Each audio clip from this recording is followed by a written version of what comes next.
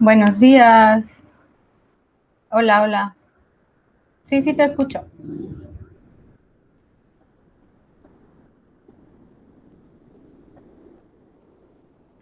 Buenos días.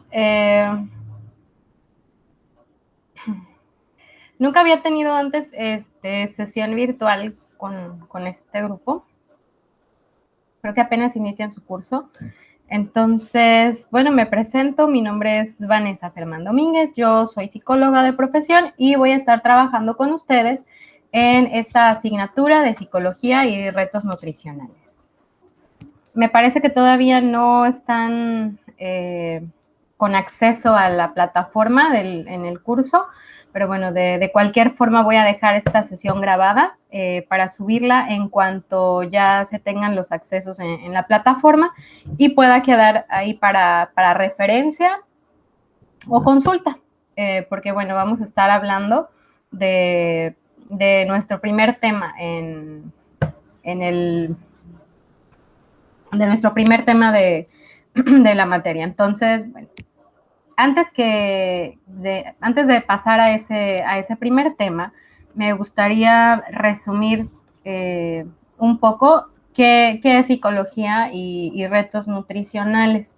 Me hubiera gustado poder estar con ustedes de manera virtual para que pudieran compartirme algunos de sus conocimientos previos sobre esta asignatura o sobre estas áreas del conocimiento, pero bueno, vamos entonces a hacerlo de esta manera.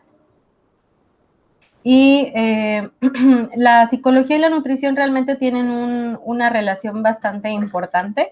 Eh, hay, hay estudios, hay artículos que mencionan la relevancia del factor psicológico en la alimentación o en la forma en la que las personas se alimentan.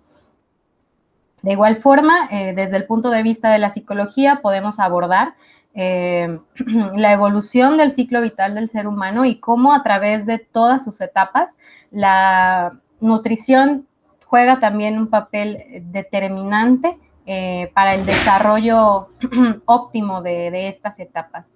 Entonces, voy a poner una pequeña presentación para que puedan checarla. A ver, ¿dónde está? Estoy buscándola.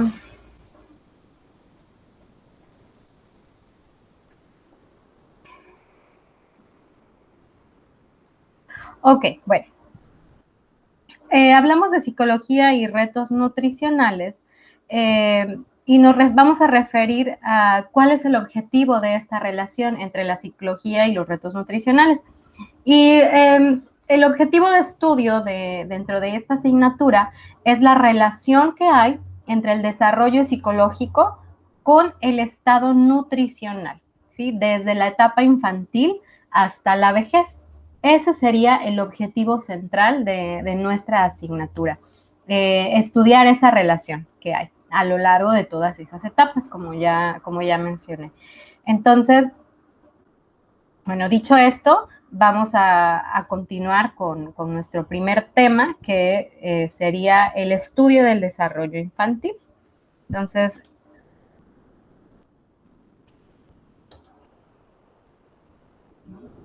no sé por qué no me aparece.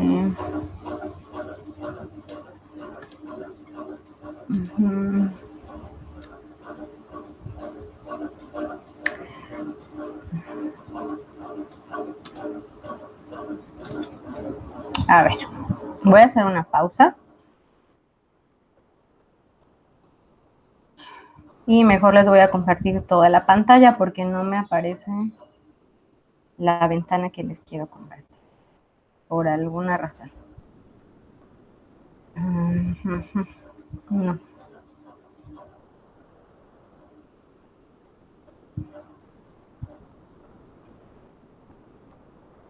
A ver. Aquí. Bueno, espero que ahí se logre visualizar. Vamos a hablar entonces del estudio del desarrollo infantil, porque es aquí en donde se dan los primeros cambios observables, digámoslo así, a lo largo del ciclo vital del ser humano. Vamos a hablar del desarrollo infantil como el campo de estudio científico que se enfoca en los procesos de cambio y de estabilidad desde la concepción hasta la adolescencia de un individuo. Los científicos dentro de este campo de estudios, ellos lo que hacen es estudiar el cambio tanto en términos cuantitativos como en cualitativos, al igual que la estabilidad de la personalidad y del comportamiento. Entonces, estos dos tipos de cambios pueden ser, como ya decía, cualitativos o cuantitativos y se van a referir a lo siguiente. Con respecto a los cambios cualitativos, se van a referir al cambio en el tipo, la estructura y la organización, como en el caso, por ejemplo, del cambio de la comunicación no verbal a la verbal que tienen los niños. Y por el lado de los cambios cuantitativos, nos vamos a referir o se refieren al número o cantidad, como en el caso, por ejemplo, de la estatura, del peso o de la amplitud del vocabulario. Entonces, los científicos dentro del desarrollo infantil van a referenciar los cambios en estos dos términos. Sí, es importante que lo tomemos en cuenta y que sepamos diferenciar a qué se refieren unos y a qué se refieren otros. Y vamos también a estar trabajando en 3 niveles o en 3 dominios, vamos a llamarlo así, del desarrollo, 3 áreas del desarrollo. La primera de ellas es el desarrollo físico, ¿sí? Es decir, el que se refiere al crecimiento del cuerpo, del cerebro y que incluye patrones de cambio en capacidades como, por ejemplo, sensoriales, habilidades motoras y en términos de salud en general. Otro de esos dominios o áreas es el desarrollo cognitivo o también se le llama cognoscitivo. Y este se refiere al patrón de cambio, pero en las capacidades mentales, como por ejemplo el aprendizaje, la atención, la memoria, el lenguaje, el pensamiento, el razonamiento y la creatividad. Y finalmente, otro de esos dominios o áreas es el área del desarrollo psicosocial.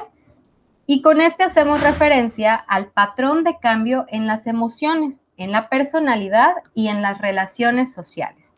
Entonces, cuando hablemos de desarrollo infantil, vamos a hacerlo en 2 términos, en términos de cambios cualitativos y cuantitativos y en 3 niveles o áreas, física, cognitiva y psicosocial. Siempre que tratemos de describir estas etapas, vamos a tomar en cuenta esos 3 niveles y esos 2 tipos de cambio. Otro factor importante dentro del desarrollo infantil o que se toma en cuenta dentro del estudio del desarrollo infantil son las influencias que hay en este desarrollo, ¿sí? Desde la psicología nosotros vamos a estar observando al ser humano, no solo a los niños, sino al ser humano como un ser biopsicosocial, ¿sí? Es decir, que tenemos características físicas que determinan algunas conductas, pero que también el ambiente, el contexto y la sociedad, el contexto en el que nos desarrollamos, contribuyen al desarrollo de nuestra personalidad, de nuestras habilidades, etc.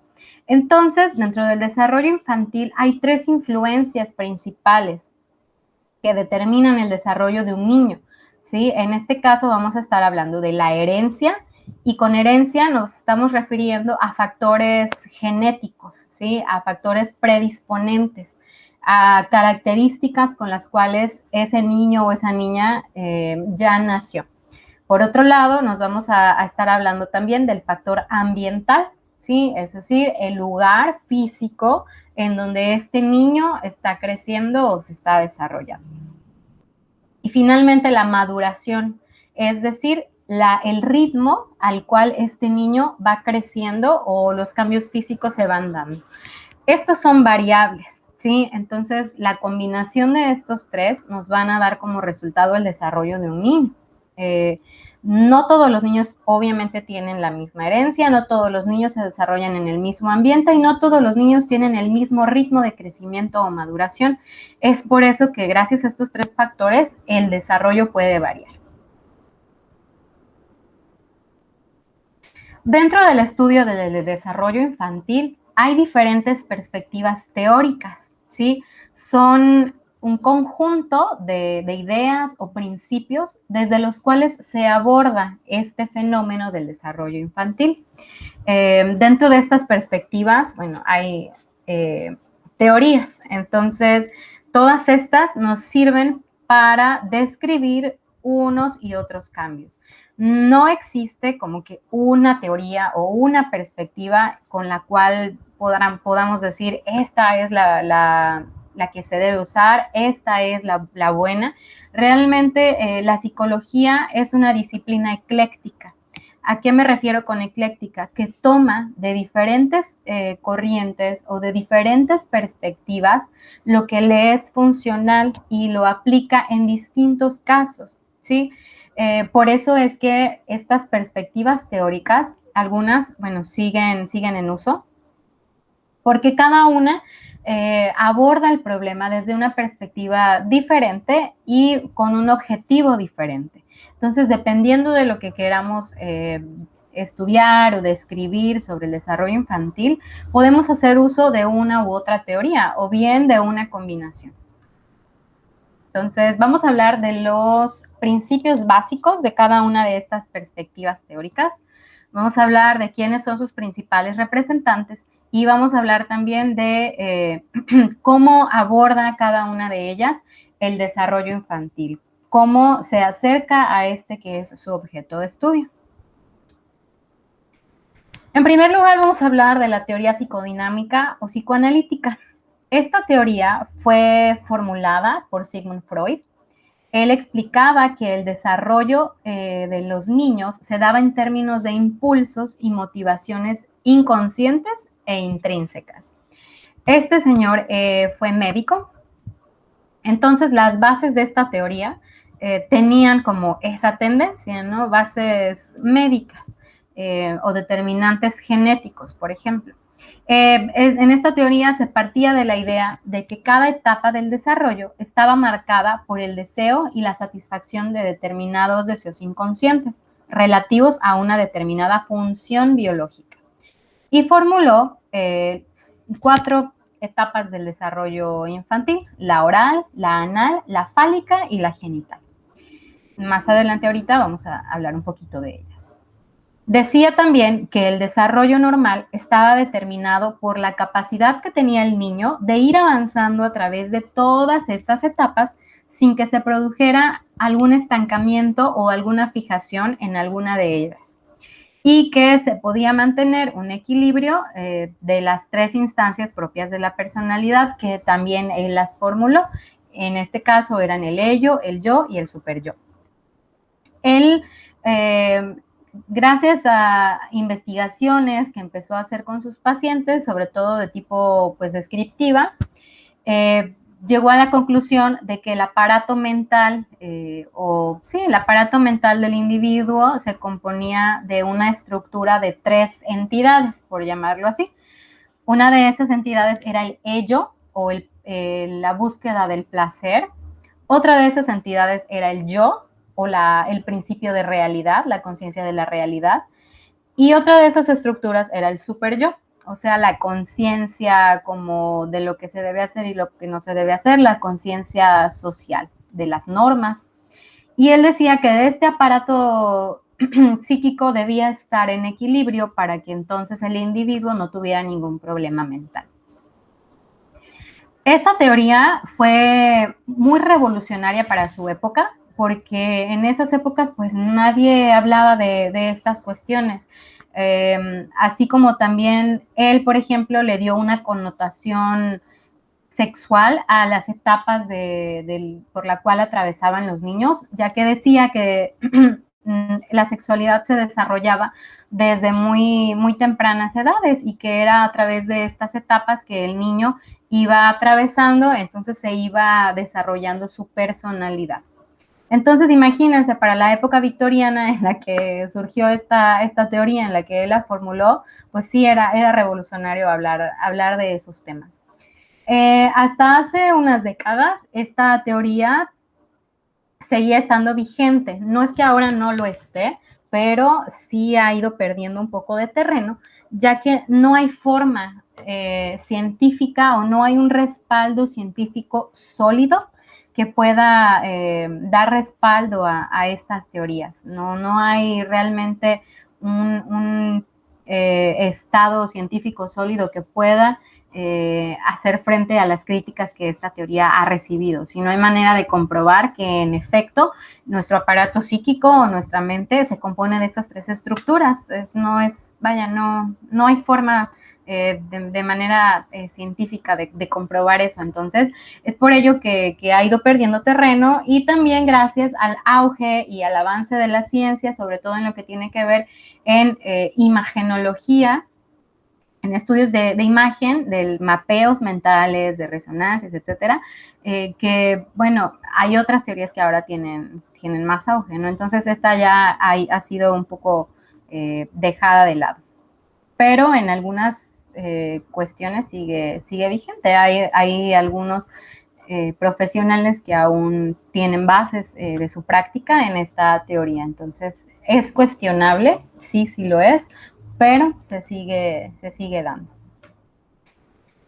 Y aquí hay una tabla de las 5 etapas que él mencionaba, de las 5 etapas que él formuló. Hace rato les dije que eran 4, pero ahí me faltó una, la etapa de latencia, son 5.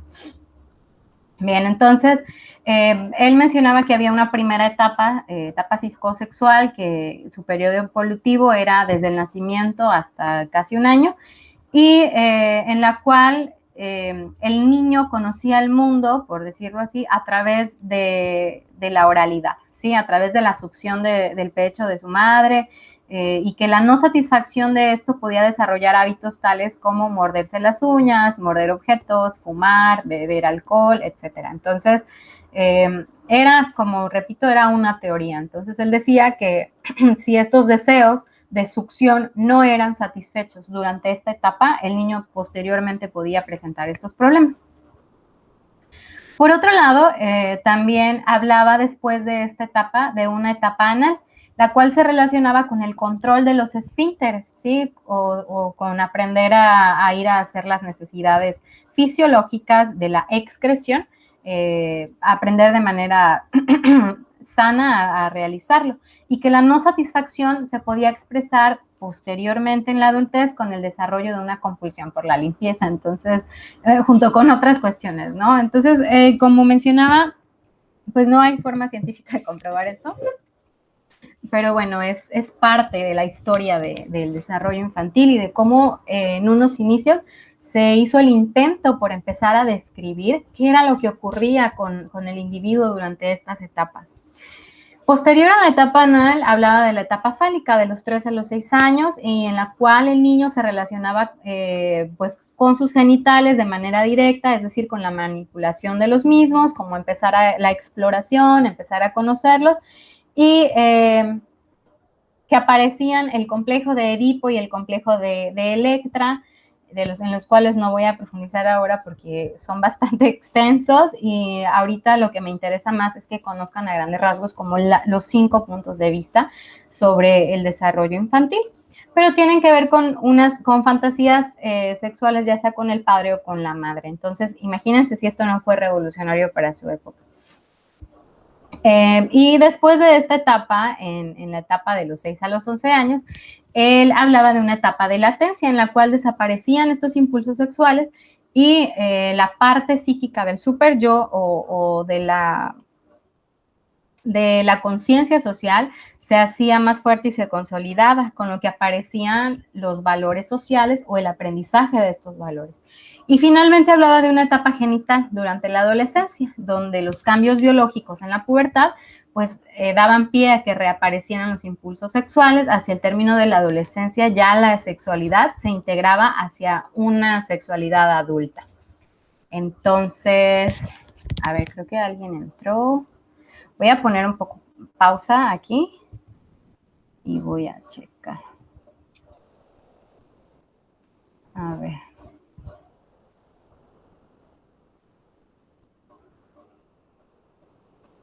Ay, no, ¿qué hice?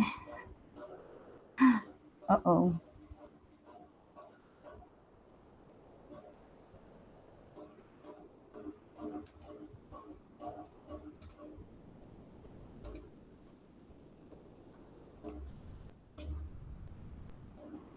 A ver, voy a esperar si se vuelve a conectar. Creo que le di la opción incorrecta.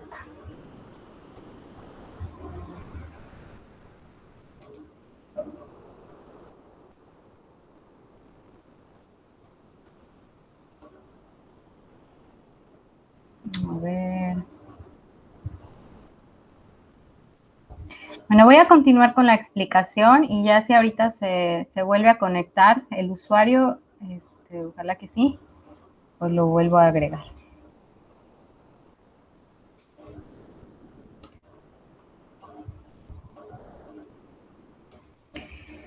Bien, otra de las perspectivas teóricas es la de la teoría del aprendizaje. Esta teoría explicaba el desarrollo a través de los principios del aprendizaje, ya sea por mecanismos de condicionamiento clásico y operante, o bien por mecanismos de aprendizaje social, ya sea como la imitación y el modelado. Esta teoría decía que los niños iban desarrollándose gracias a este aprendizaje que tenían, ¿sí? Gracias a el reforzamiento de sus conductas o bien el castigo. Y también se debía a imitar las conductas de otros y que esto iba modelando su personalidad y su desarrollo. Decían que el resultado del desarrollo del individuo dependía de estos refuerzos o de estos castigos que habían recibido por sus conductas, o bien gracias a la observación y la imitación de la conducta de otras personas. Los principales representantes dentro de esta teoría, de esta perspectiva, son Skinner, Watson y Bandura. Ellos tres trabajaron haciendo experimentación conductual, primero algunos con animales, perros, palomas, ratas, y después trataron de aplicar estos principios a la conducta humana, ¿sí? En cómo el niño se iba pasando a través de sus etapas de desarrollo, pero gracias a lo que iba aprendiendo del medio. Ellos decían que realmente nuestro desarrollo y nuestra conducta era un resultado de la interacción o de la influencia de ese ambiente, de ese contexto, sobre nuestras acciones, y que eso iba moldeando en quienes nos íbamos convirtiendo.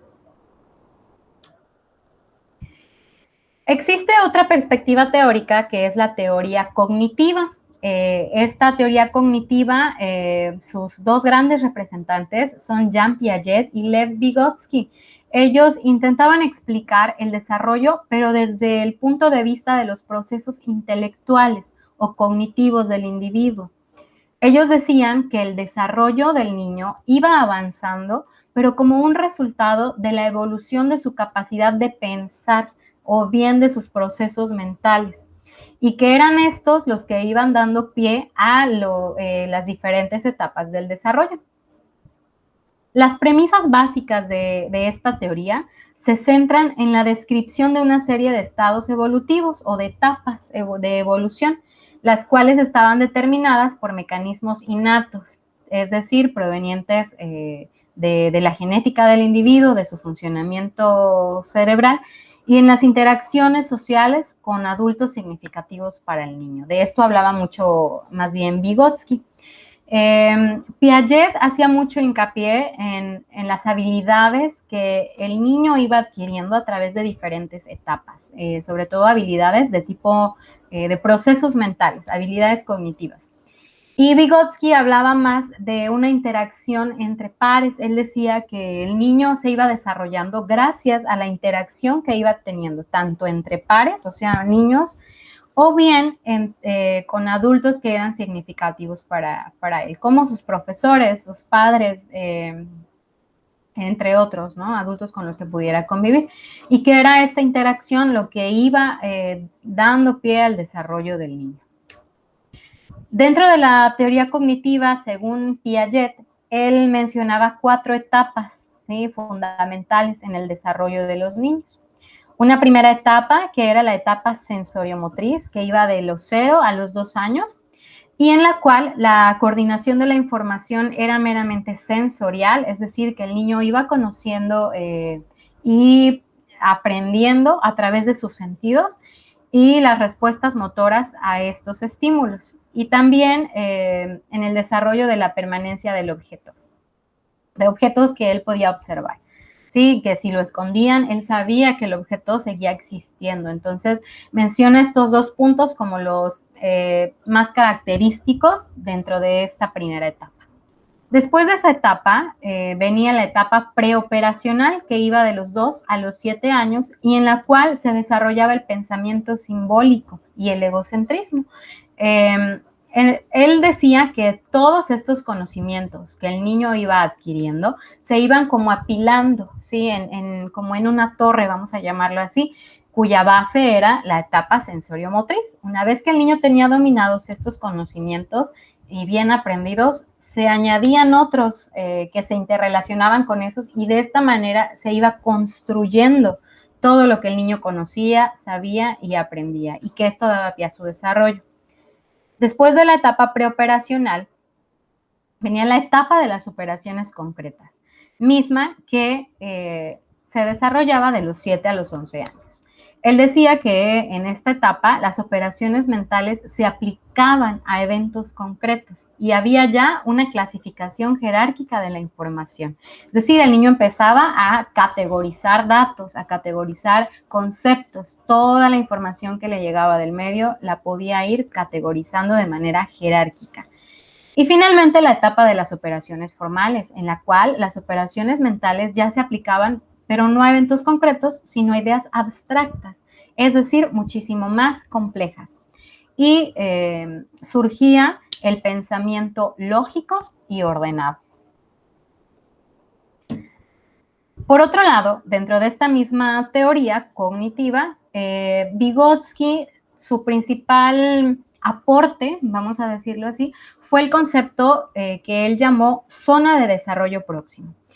Él decía que todo niño tenía o contaba como con cierto nivel actual o real en alguna habilidad. Por ejemplo, caminar, hablar, escribir, leer posteriormente, ¿no? O armar algo, por ejemplo, que tenía como cierto nivel, cuyo nivel pues era el actual o era el real, y que existía una zona de desarrollo próximo y un nivel potencial, y que a través de la interacción entre un individuo más competente o un niño que ya tenía una habilidad mayor o más consolidada que ese individuo, lo ayudaba como a pasar a esa zona de desarrollo próximo, ¿sí? Que la interacción era lo que iba como ayudando al niño a ir avanzando en su desarrollo.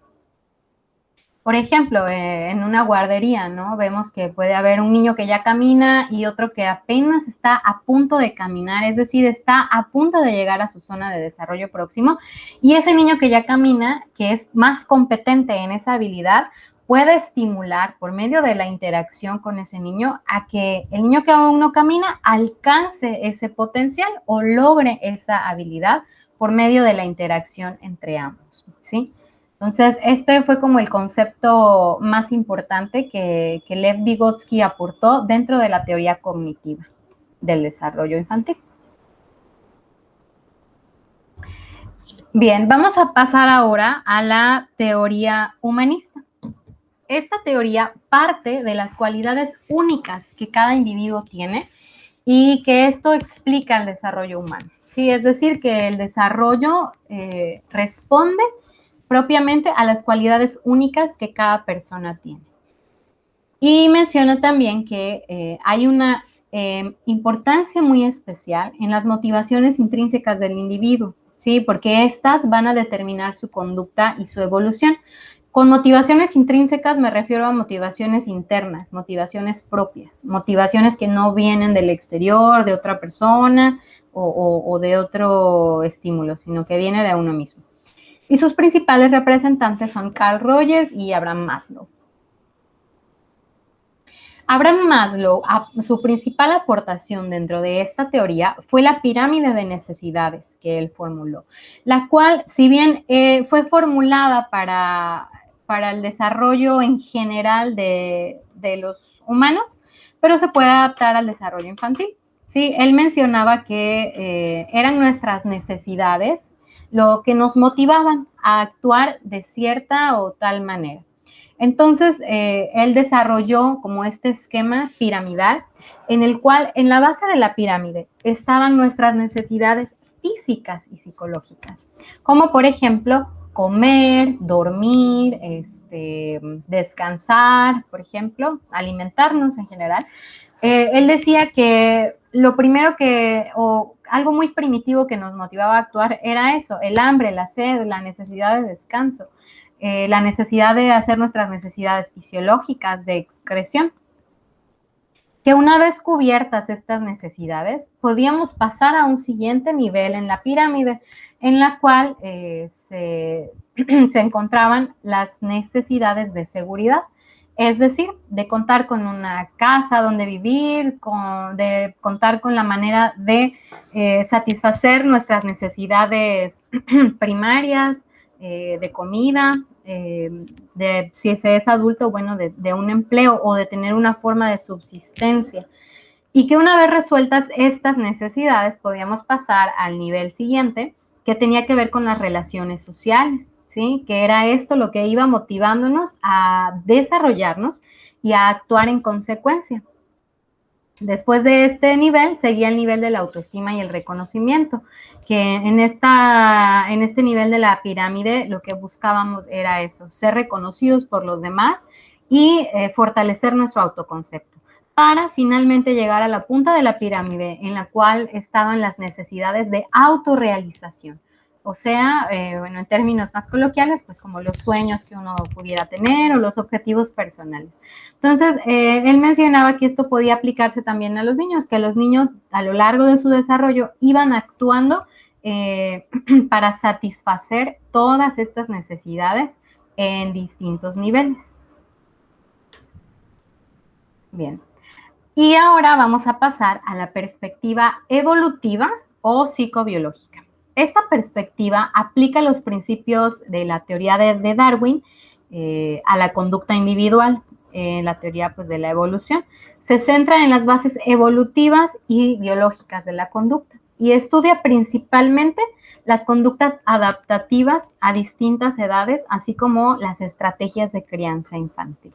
Sus principales representantes, bueno, es Edward Wilson. Él decía que todos estos principios de la teoría evolutiva de Darwin se podían aplicar al desarrollo al desarrollo infantil. Entonces, bueno, vamos a quedarnos hasta aquí. Y ahí no encuentro la...